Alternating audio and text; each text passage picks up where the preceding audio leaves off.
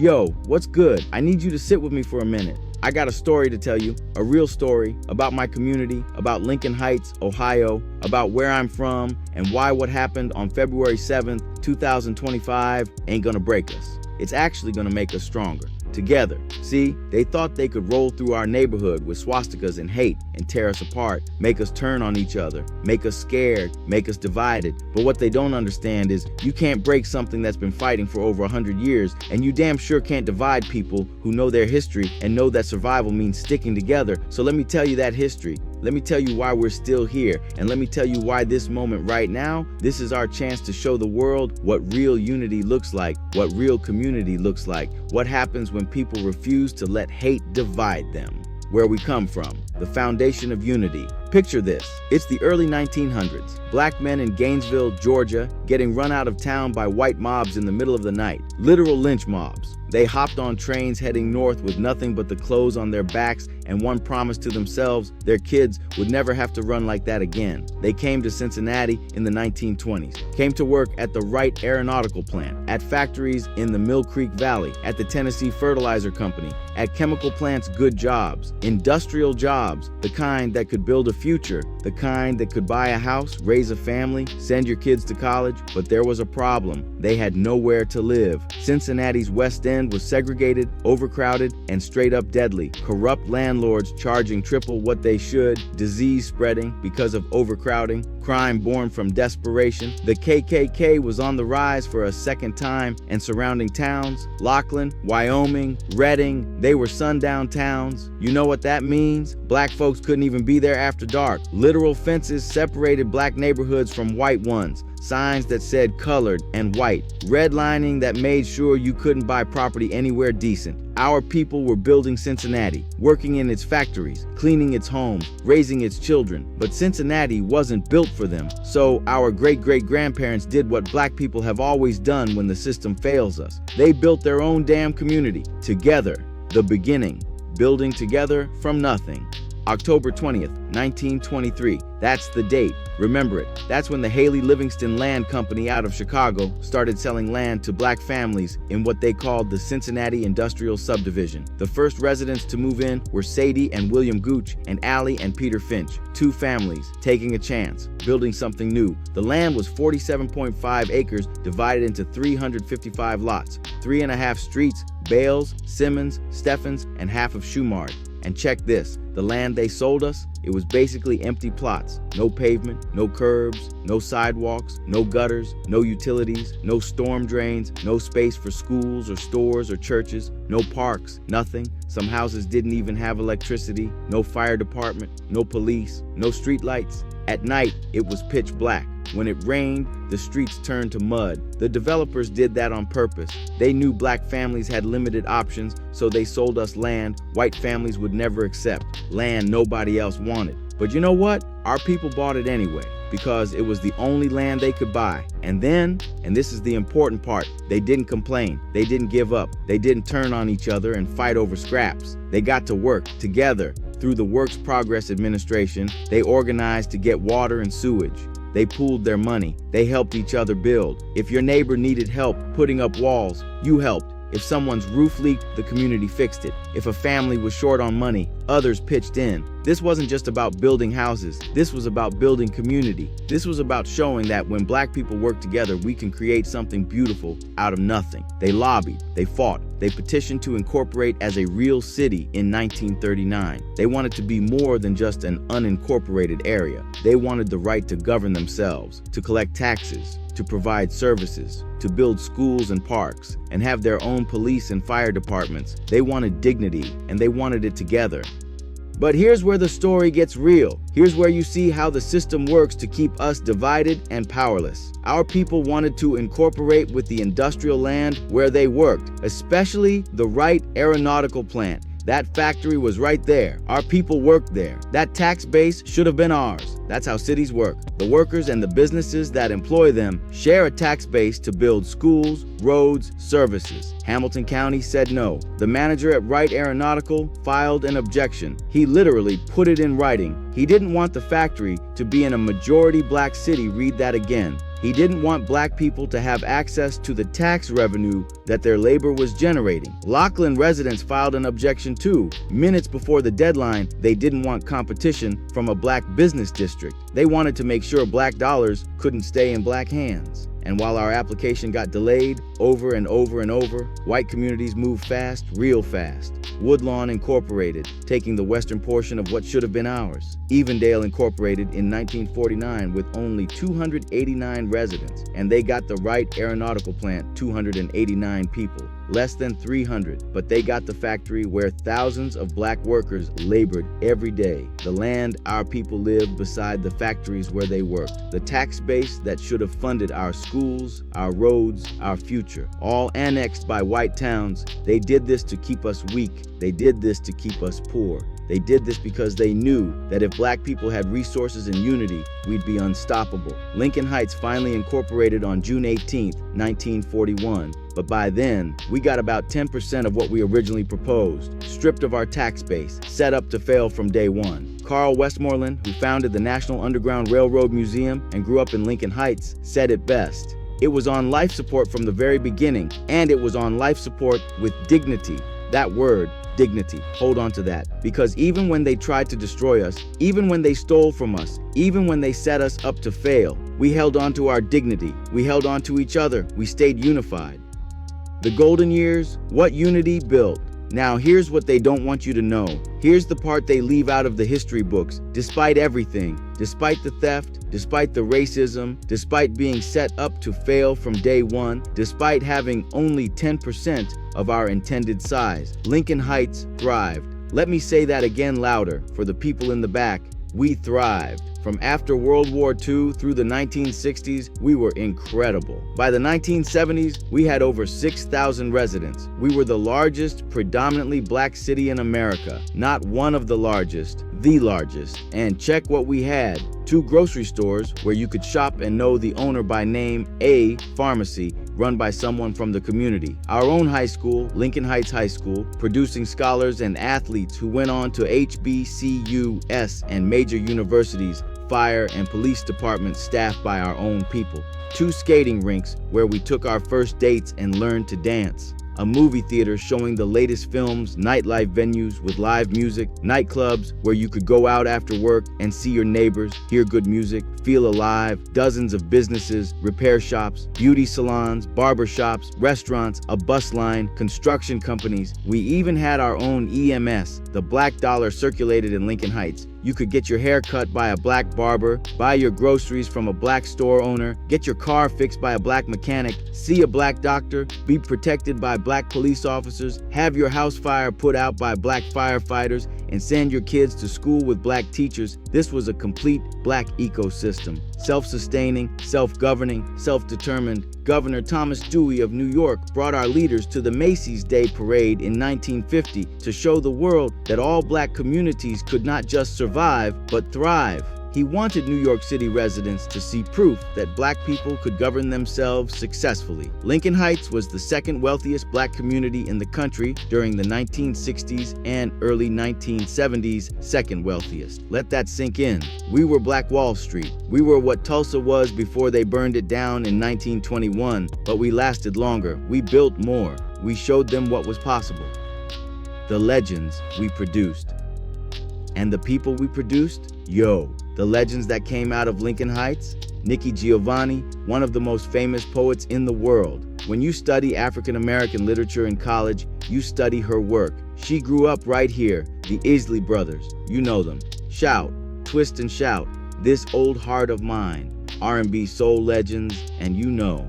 In the 1970s and 80s, factories started closing. American manufacturing jobs went overseas. NAFTA and trade policies sent good union jobs to Mexico, to China, to anywhere labor was cheaper. The whole industrial Midwest collapsed. They call it the Rust Belt now. But here's the difference. White communities around us had diverse tax bases. They had retail. They had offices. They had that industrial land we should have had. When factories closed, they had other sources of revenue we didn't, because they'd stolen ours back in 1941, because they'd set us up to fail from the beginning. When GE Aviation jobs left, That's what Wright Aeronautical became. Our economic engine was destroyed. Young people went to college and never came back because there were no jobs here. Businesses closed because people didn't have money to spend. Our population dropped from over 7,000 to 4,805 by 1990. And you know what happens when poverty hits a community, when jobs disappear, when hope starts to fade? That's when the vultures circle.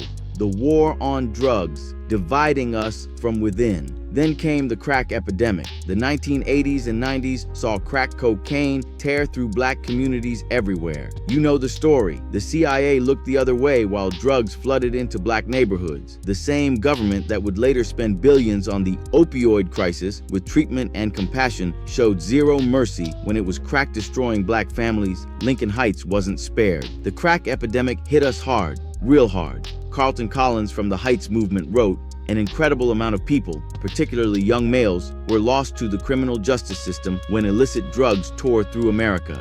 The 1994 crime bill accelerated mass incarceration. 3 strikes you're out, mandatory minimums, different sentencing for crack versus powder cocaine. Even though they're the same drug, our young men disappeared into prisons. Fathers taken from children, sons taken from mothers, families destroyed, communities traumatized. And this is where they really tried to divide us. They tried to make us think it was our fault. They tried to make us think our sons were just criminals. They tried to make us turn on each other. The good people versus the bad people. The people who made it versus the people who didn't try hard enough. But you know what? The community held on. People who could have left stayed. Grandmothers raised grandchildren when parents were incarcerated. Neighbors looked out for each other's kids. Churches provided food and support. We didn't abandon each other even when it would have been easier to leave. By the 2000s and 2010s, the drug problem shifted. Crack and marijuana gave way to heroin around 2012. Violence followed. In 2013 alone, 9 shootings, 4 homicides. In a village of a few thousand people, Police Chief Conroy Chance said in 2014, "We police the way that big cities police." Think about that. A tiny village policing like a major city. That's what poverty and abandonment do to a community. People set police cars on fire in 1993 and 2001. In 1998, someone broke into the police station and set it on fire, causing $100,000 in damages. That same night, the village hall and police cars were shot at. In 2010, someone fired at a Sharonville police officer during a chase. This wasn't random violence. This was the sound of a community in pain. A community that had been systematically abandoned, stripped of resources, and then blamed for the chaos that resulted. The final blow, losing our autonomy.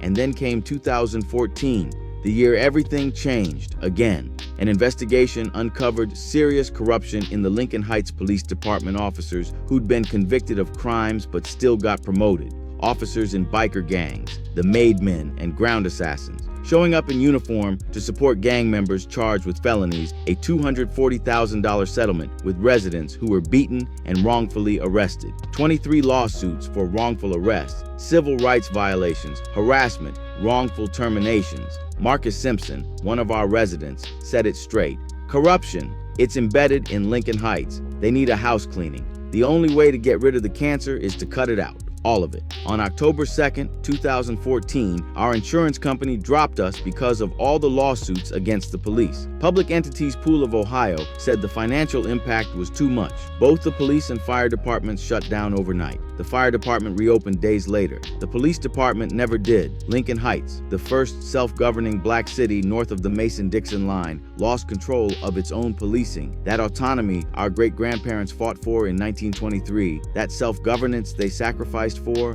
gone. The Hamilton County Sheriff's Office took over. Some people felt safer. They didn't trust the corrupt police department we had.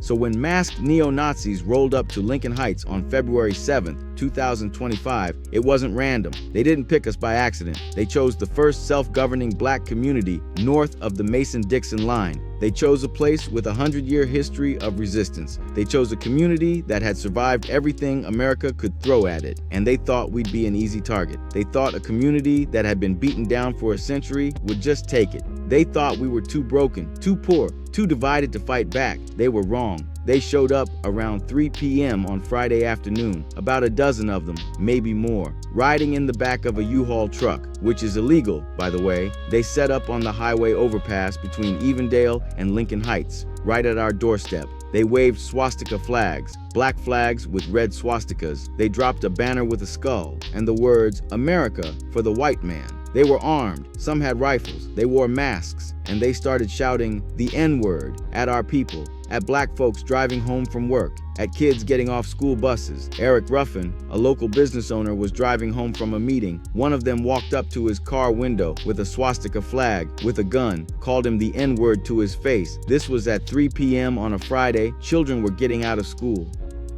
The police response: who are they protecting? And the police? Evendale Police and Hamilton County Sheriff's deputies responded. They showed up and they protected the Nazis. Let me tell you what happened. The police created a barrier between the Nazis and the Lincoln Heights residents who came out to confront them. The barrier protected the Nazis, not us, them.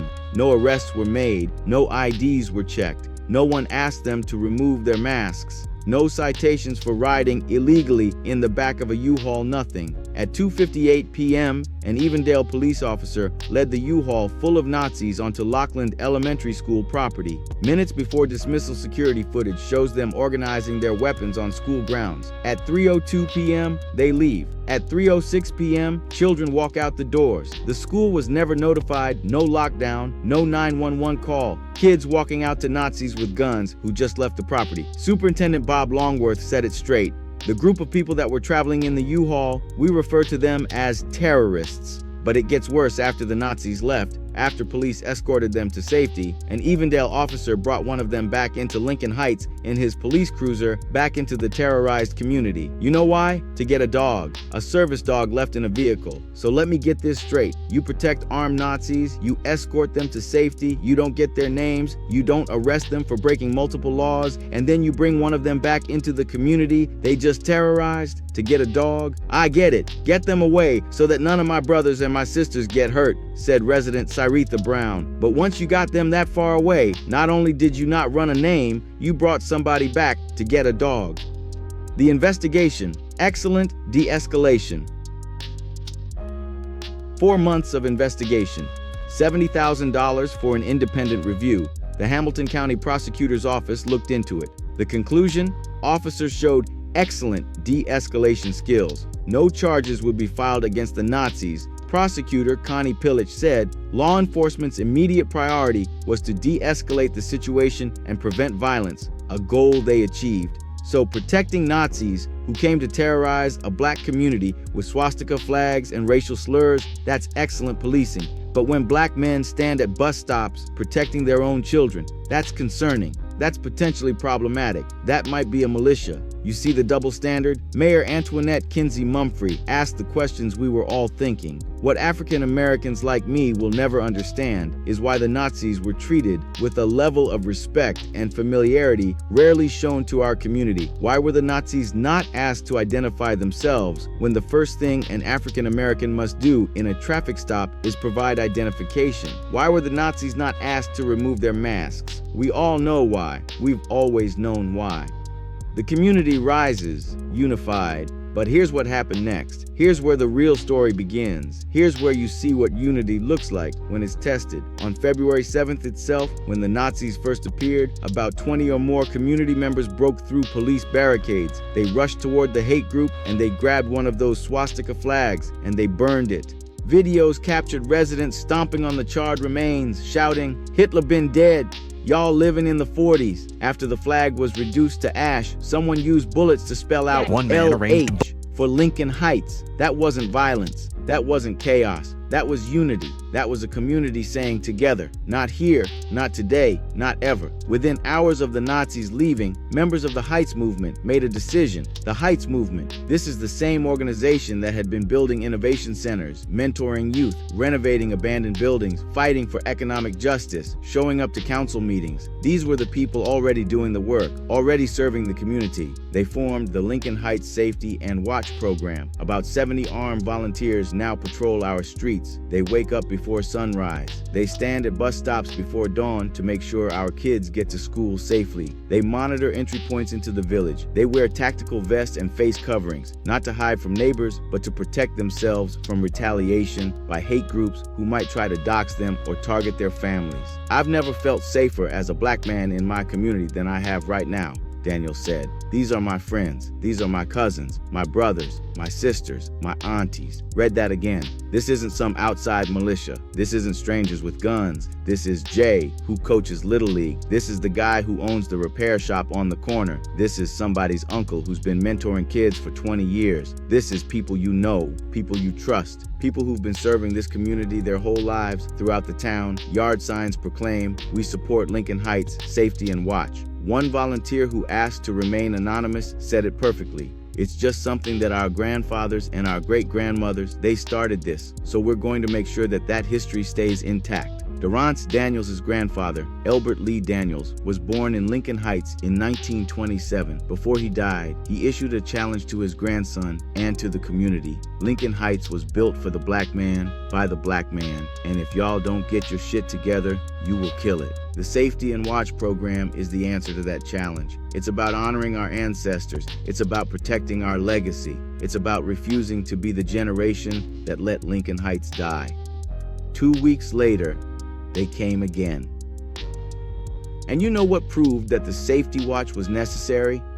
2 weeks after the Nazi rally, on a Sunday, someone distributed Ku Klux Klan leaflets throughout Lincoln Heights.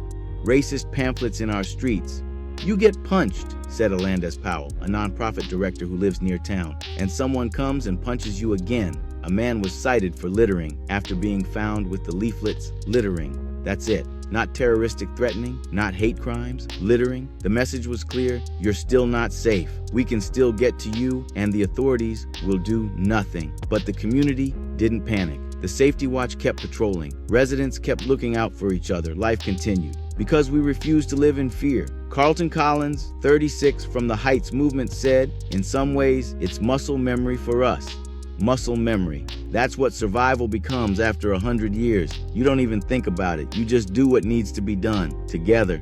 Now look, I know there's been some controversy. Some people are concerned. The Hamilton County Sheriff, Charmaine McGuffey, said she doesn't support what she called a neighborhood militia. Some business owners have complained about being stopped and questioned. There have been some tense encounters. And you know what? Those concerns are valid too. This is complicated. There's no perfect answer here. Real life isn't simple. Some residents feel safer with the Safety Watch. Others feel safer with the county sheriff. Some people support both. Some have concerns about both. And that's okay. That's real. That's what it means to be a community. We don't all have to agree on every solution, but here's what we do need to agree on. We will not let this divide us. The Nazis came here to divide us, to scare us, to make us fight each other, to make us turn on our neighbors, to make some people feel like they need to choose sides. Are you with the Safety Watch or against them? Are you pro-police or anti-police? Are you radical or moderate? That's the trap. That's what they want. They want us arguing with each other while they plan their next attack. We can't fall for it. We can't let them win.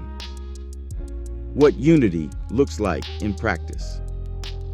Real unity means having hard conversations. It means listening to people who have different experiences than you. It means recognizing that the Safety Watch and the Sheriff's Office aren't enemies. They're both trying to protect the same community. It means understanding that Eric Ruffin can say, "What I don't understand is how I can be standing here in America in 2025 and somebody can walk up to my window with a swastika and have guns and call me the N-word and law enforcement watch." And also say, we don't want to become what we hate. You know, we don't want to become a group of people that walk around feeling like we have a reason in America to have to protect ourselves. Both things are true. He's right to be angry about police inaction. He's right to support the Safety Watch, and he's right to have concerns about armed patrols becoming permanent. All of that can be true at once. Unity means making space for complexity, for nuance, for people who are figuring this out in real time because nobody gave us a handbook for how to respond. When Nazis show up in your neighborhood in 2025, Dominic Bruton Jr., who patrols with the Safety Watch as an unarmed member, said, "When we saw that the police weren't helping us, every able-bodied man in the neighborhood, with or without a gun, has stood guard and has been standing guard ever since." And then he added, I would for sure rather rely on the police. He said it's a bad thing for everybody that residents have to patrol their own streets. You hear that? He's out there patrolling, protecting his community, and he wishes he didn't have to. That's not a contradiction. That's honesty. That's someone grappling with a bad situation and doing what needs to be done while acknowledging it shouldn't be necessary. That's what real unity sounds like. The spirit that sustains us. See, what the Nazis didn't understand, what people looking at us from the outside don't understand, is that this isn't new for us. This is what we've always done. When they sold us land with no infrastructure in 1923, we built it ourselves, together. When they delayed our incorporation to steal our tax base, we fought for years and incorporated anyway together. When they stripped us of our economic engine, we built businesses and supported each other, together. When the crack epidemic hit, when mass incarceration took our sons, when the police department closed, when home values plummeted, we stayed, we held on. Together, we've been protecting ourselves since 1923. The Safety and Watch program isn't something new. It's just the latest version of what we've always been. A community that refuses to abandon each other. Pastor Julian Cook of Lincoln Heights Missionary Baptist Church said it best. I pass them daily as I head to and fro. And it's important to remember that they have arisen out of a need, not out of a desire for violence, not out of hate, out of a need to protect our children when the people who are supposed to protect them won't. What togetherness built before. Look at what we accomplished when we stood together. In the 1950s through the 1970s, when we were unified, when black dollars circulated in black hands, when we supported each other, we became the second wealthiest black community in America. We produced Olympic gold medalists, Grammy winners, poets, civil rights leaders, professional athletes, doctors, teachers, artists, musicians who changed the world. We had everything we needed because we built it together. Every business supported the next. Every family looked out for their neighbor. Every achievement was a community achievement. That's what unity built. That's what's possible when we choose each other. And when we started to fracture, when economic desperation led to crime, when drugs divided families, when some people left and others stayed, when trust broke down, that's when we became vulnerable. That's when we lost ground. The lesson is clear. Unity is our strength. Division is our weakness, and our enemies know it. What togetherness can build now. Imagine if we took the energy and passion and commitment we've seen since February 7th and channeled it into unity. Imagine if the Safety Watch volunteers and the sheriff's deputies worked together instead of being pitted against each other, sharing information, coordinating patrols, respecting each other's role in keeping the community safe. Imagine if young people and elders sat down together, the young bringing energy and new ideas, the elders bringing wisdom and historical context, not dismissing each other, but learning from each other. Imagine if people with resources helped neighbors who are struggling, not with judgment, but with love, jobs programs, tutoring, childcare, whatever people need. Imagine if we had community conversations about safety and policing where everyone's voice was heard, where we could debate without destroying, where we could disagree without dividing. Imagine if we looked at that 100 years of history and said, our ancestors survived because they chose each other.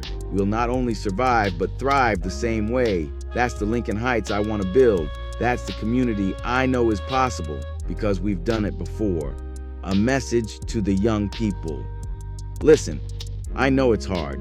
I know you look around and see poverty, hear gunfire, watch people struggle, and wonder if it's even worth staying. I know you see the news, and it feels like the whole world is against us. I know you see Nazis showing up in 2025 and think, are we moving forward or backward? I get it, I feel it too. But giving up is exactly what they want. Leaving is what they expect. Turning on each other is what they hope for. Your great-great-grandparents bought land with no infrastructure and built a community from nothing. Your grandparents lost their tax base and still created the second wealthiest black community in America. Your parents survived crack, mass incarceration, economic collapse, and the loss of self-governance. They held on. They stayed, they fought. You come from people who chose unity over division every single time. That's your DNA. That's your legacy. Don't let Nazis, don't let anyone take that from you. You want to honor your ancestors, build with your neighbors, support local businesses, mentor someone younger, learn from someone older, show up to community meetings, speak up when you see injustice, stand up when someone needs defending,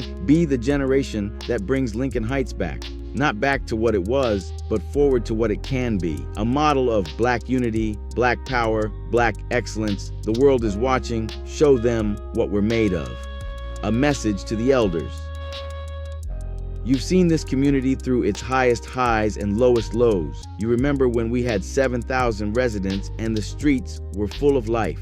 You remember when the Isley brothers walked these streets and the Lincoln Heights Tigers won state championships. You remember what we were capable of when we stood together. The young people need your wisdom. They need your stories. They need to know that what they're feeling isn't new and that we've survived worse because we stayed unified. But they also need you to trust them, to support their energy and innovation, to recognize that the tactics might look different, armed patrols instead of church meetings, but the spirit is the same: protection, resistance, community. When you see young men in tactical vests standing at bus stops, remember, they're doing what you did in 1923 when you built this place from nothing. They're doing what you did in the 1950s when you created businesses and schools. They're doing what you did in 2014 when the police department closed and you had to figure out how to stay safe. They're being you. Different methods, same spirit. Trust them, guide them, stand with them. Together, we can show the next generation what Lincoln Heights really means. Not just survival, but strength. Not just resistance, but resilience. Not just community, but unity. Whether you were born here or moved here, whether you've been here for decades or years, whether you agree with the safety watch or have concerns, whether you trust the sheriff or you don't, whether you're radical or moderate, young or old, struggling or stable. If you love Lincoln Heights, then you love what it represents. Black self-governance, Black dignity, Black survival, Black unity. That love means choosing each other every single day. It means supporting local businesses even when Amazon is easier. Showing up to community meetings even when you're tired. Checking on neighbors even when you're busy. Mentoring young people even when they don't seem interested. Respecting elders even when you disagree with them. Having hard conversations with love instead of anger. Standing up against hate while standing together as a community. It means recognizing that we're all on the same side. The people trying to divide us are our enemies. The people in this community, even when we disagree, even when we frustrate each other, even when we make mistakes, they're our family. Our strength has never been in agreeing on everything. Our strength has been in refusing to abandon each other. So let's choose unity. Let's choose community. Let's choose each other every single day. The path forward. The Nazis came thinking they'd scare us, thinking they'd divide us, thinking we were too broken to fight back. They didn't understand that you can't scare people who've been fighting for 100 years. You can't divide people who know their history. You can't break a community that chooses unity. We burned their flag. We spelled out LH with bullets. We formed the safety watch. We put up signs. We showed up for each other. That's who we are. That's who we've always been. Now the question is, what comes next? I'll tell you what I hope comes next. I hope we use this as a catalyst, not just for protection, but for transformation. I hope we channel this energy into economic development, into supporting Black-owned businesses, into creating jobs for our young people, into building wealth that stays in our community. I hope we channel it into education, into making sure every child in Lincoln Heights knows their history, knows they come from strength, knows they're part of something bigger than themselves. I hope we channel it into healing, into addressing the trauma of poverty, of gunfire, of mass incarceration, of being abandoned by every system that was supposed to help us. I hope we channel it into political power, into making sure our voices are heard at the county level, the state level, the federal level, into demanding the resources and respect we deserve. But most of all, I hope we channel it into unity, into refusing to let external forces divide us, into holding space for different perspectives while staying committed to the same goal, protecting and empowering our community. The watch continues, but it's all of us. Every morning, volunteers wake up before sunrise. They put on vests, they pick up rifles, they stand at bus stops, but they're not just watching for Nazis. They're watching for each other. They're protecting a legacy. They're honoring ancestors. They're building a future. And here's what I want you to understand. The Watch isn't just 70 armed volunteers. The Watch is all of us. Every resident who puts up a sign is part of the Watch. Every parent who talks to their kids about unity is part of the Watch. Every business owner who supports the community is part of the Watch. Every elder who shares wisdom is part of the Watch. Every young person who chooses to stay and build is part of the Watch. We're all watching. We're all protecting. We're all Lincoln Heights. The legacy continues. Carolyn Smith, Lincoln Heights native, said, "You fight for what you want." And that's what Lincoln Heights was all about. You fight for what you want.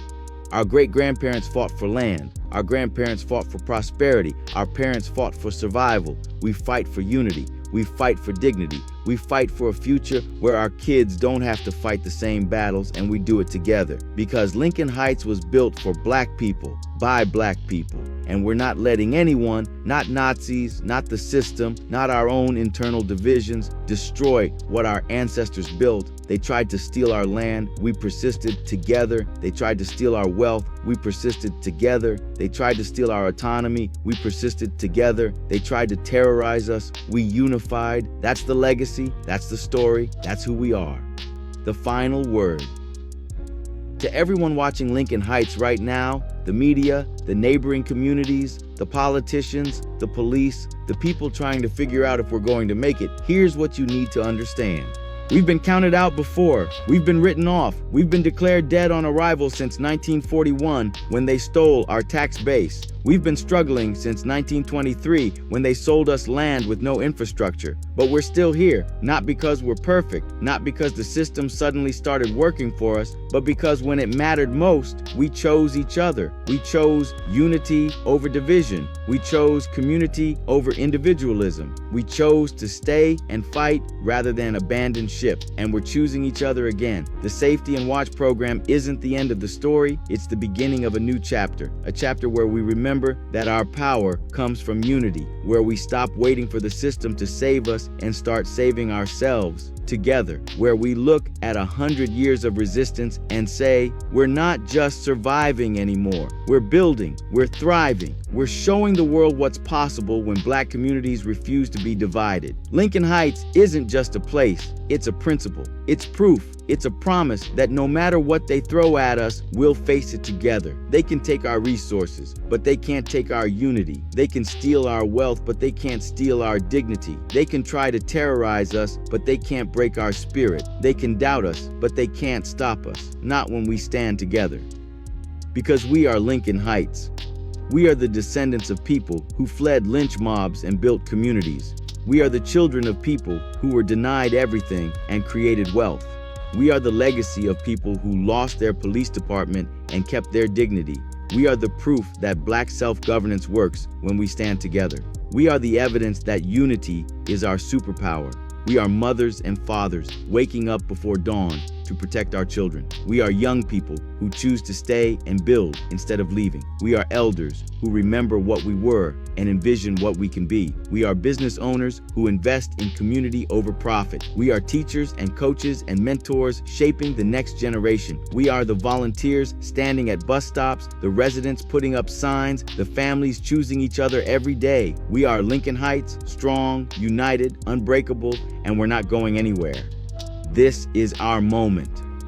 Right now, in 2025, the world is watching. They want to know, will Lincoln Heights survive? Will we let hate win? Will we turn on each other? I'm here to tell you, we already know the answer. We've known it for 100 years. We will survive. We will resist. We will thrive together. Not because it's easy, not because the system will suddenly start helping us, but because unity is in our DNA, because choosing each other is what we do, because this is Lincoln Heights, and Lincoln Heights doesn't quit. So to the Nazis who thought they could scare us, you picked the wrong community. To the system that's failed us for a century, we don't need you anymore. We got us. To anyone doubting whether we'll make it, watch and learn. To everyone in Lincoln Heights, thank you for choosing unity. Thank you for choosing community.